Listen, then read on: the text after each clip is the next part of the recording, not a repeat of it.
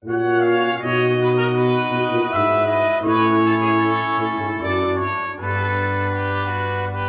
mes amis, nous sommes en ce début d'année et la parole va nous inviter à célébrer, et la liturgie nous invite à célébrer Marie, Mère de Dieu.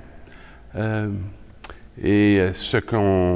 on va se retrouver, ça va être à nouveau dans la crèche, avec une parole qui nous dit que les bergers vont arriver juste à Bethléem. Alors, les bergers, il faut comprendre que ce sont de très pauvres et très simples gens de ce temps, qui ne sont pas tellement bien vus. Parce que d'abord, ils ne peuvent pas laisser facilement leurs moutons à l'heure de la messe, donc ce n'est pas des pratiquants. Et comme ils n'ont pas des douches à portée de la main, ce n'est pas des personnes qui se lavent des plus souvent, et comme ils sont souvent en compagnie du troupeau, ils en prennent aussi les odeurs. Alors, pour nous, ce sont des personnages excessivement sympathiques. Cependant, cette image-là n'existait pas au temps où cette parole a été écrite. C'était des personnes dont on se méfiait. C'était des personnes dont on se distançait. Et c'est eux qui arrivent à la crèche et qui vont trouver l'enfant couché dans une mangeoire. Je ne sais pas si vous savez pourquoi que le théologien a décidé de le mettre dans une mangeoire. On pourrait dire couché dans une assiette, couché dans un lieu où les animaux, dans cette situation, vont, eux, se nourrir, trouver ce qu'ils ont besoin pour leur subsistance. Alors, c'est déjà tout un signe qui nous est envoyé, parce que ça va être la vocation même de cet enfant Jésus, de devenir le pain de vie. Qu'est-ce qui vous nourrit? Est-ce que vous avez cette expérience de devenir nourriture pour l'autre? Jésus qui va nous dire, celui qui mange ma chair et boit mon sang. Image qui fait beaucoup de difficultés dans notre monde et dans notre société. On a beaucoup de difficultés à saisir qu'est-ce que cette réalité vient nous dire. Alors, nous sommes des dons de Dieu. Nous sommes des cadeaux pour nos frères et pour nos sœurs.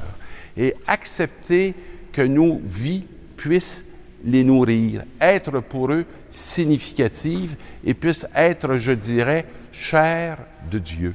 C'est toute la vocation de cet enfant Jésus et c'est tout le sens de la maternité de Marie, cet accueil qu'elle a fait. Alors c'est là que les bergers vont retrouver l'enfant couché dans une mangeoire et après l'avoir vu, on nous dit, ils racontèrent ce qui leur avait été annoncé au sujet de cet enfant. Avez-vous quelque chose à dire sur lui? Est-ce que dans votre propre vie ou votre propre histoire, est-ce que cet enfant a pris sens? Est-ce qu'il est venu éclairer des événements de votre vie? Est-ce qu'il est venu vous indiquer une manière d'être que le Seigneur vous appellerait à développer pour être au milieu de cette société, hein, celui que vous êtes en train de devenir? Et tout le monde s'étonnait de ce que racontaient les bergers. Moi, à chaque fois que je rencontre l'adoption que j'ai faite de mon fils, puis que je me mets à développer un peu comment ça s'est manifesté dans ma vie, les gens sont un peu étonnés. On ne décide pas comme ça par nous-mêmes un beau jour de se dire, comme une idée qui passe, je vais adopter un enfant handicapé. Pour que la connexion se fasse, il faut qu'il y ait eu comme une préparation et une préparation intérieure. Et une des préparations très lointaines dont je me souviens, j'en ai peut-être déjà parlé ou j'ai peut-être déjà raconté, c'est lorsque j'étais enfant et que j'allais à la messe très souvent, et le dimanche, évidemment, parce qu'à l'époque, on exprimait, on disait que c'était une obligation. J'ai jamais senti que j'avais été à la messe par obligation, mais on disait ça de cette manière-là. Et le dimanche, on y allait pour répondre à une exigence de la foi et de la tradition qui était la nôtre. Et dans l'église chez moi, l'église Saint-Zotique à Saint-Henri, il y avait à l'arrière une statue de Saint-Antoine de Padoue qui portait un enfant et qui avait un livre dans la main. Alors d'un côté, il y avait cet enfant, puis qui était sur le livre de la parole. Bon, c'est très facile pour moi de vous dire à 60 ans tout ce que c'est, mais à l'âge que j'avais, je ne le savais pas. Je ne savais pas que c'était Saint-Antoine de Padoue. Pour moi, c'était un homme qui avait une robe, donc c'était un prêtre. Puis ce que je ne comprenais pas, c'est que pourquoi qu'il y avait un enfant qui avait les 2 pieds sur les livres. Moi, ma mère m'avait bien élevé, puis je ne me mettais jamais les pieds sur les livres. Alors, je regardais donc, chaque dimanche, je regardais cette statue, et il y avait un dialogue intérieur. Et le dialogue intérieur, c'était c'est qui lui? Et là, ben, c'est un prêtre. Bon. C'est qui cet enfant-là? C'est-tu son enfant? Alors, je disais, ben, les prêtres n'ont pas d'enfant. Ça ne doit pas être son enfant.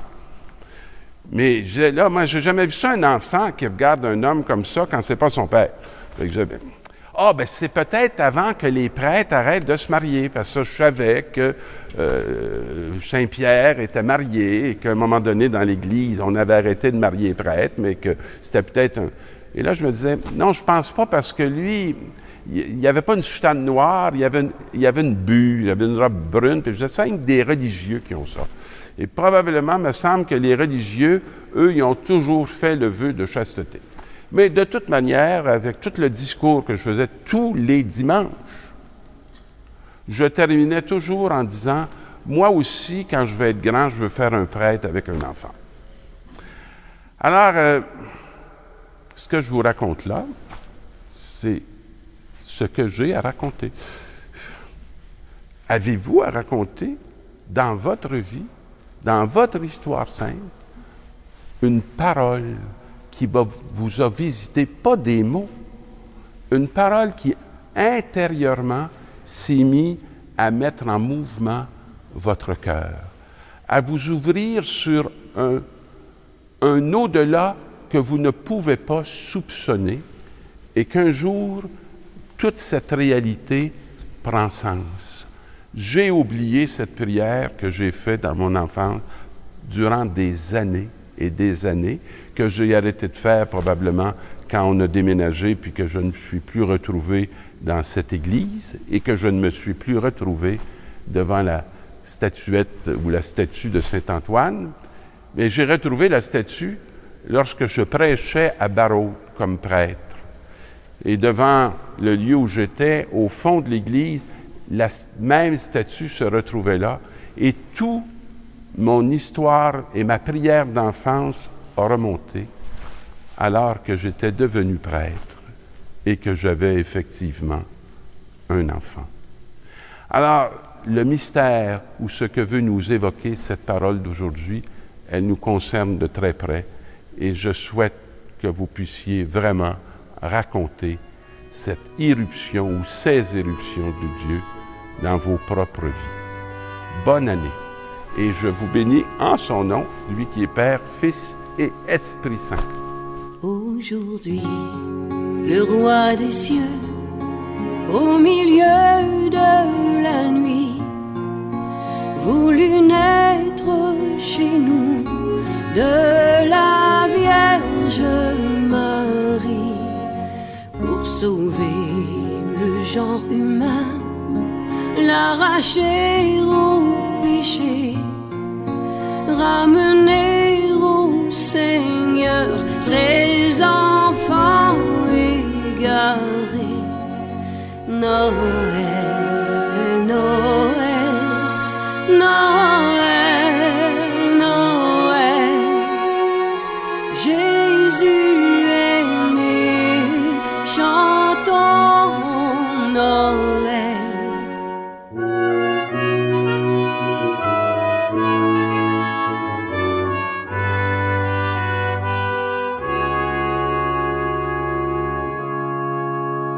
En ces lieux, durant la nuit, demeuraient les bergers qui gardaient leur dans les champs de Judée.